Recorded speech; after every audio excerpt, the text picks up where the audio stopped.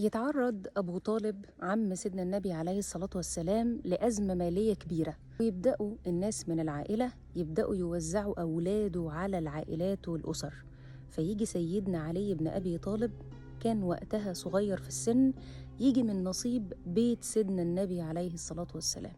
يتربى سيدنا علي بن أبي طالب في بيت سيدنا النبي عليه الصلاة والسلام نتيجة مشكلة حصلت في بيت أبوه، فربنا سبحانه وتعالى يخلق له من المحنة المالية اللي تكون في بيت أبوه يبقى عنده أحسن منحة ربانية، إنه يكون متربي في بيت النبي فينال شرف النسب وشرف البنوة وشرف القرابة مع النبي عليه الصلاة والسلام.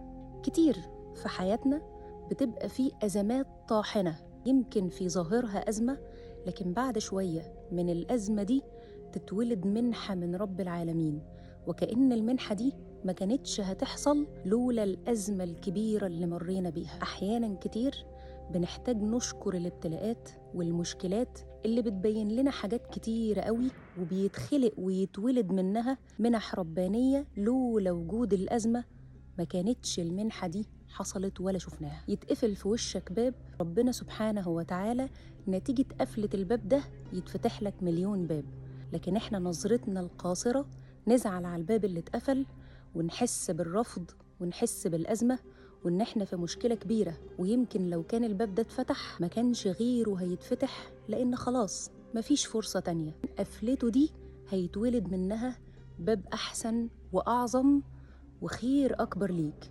عشان كده ربنا سبحانه وتعالى يقول لنا: عسى أن تكرهوا شيئا ويجعل الله فيه خيرا كثيرا.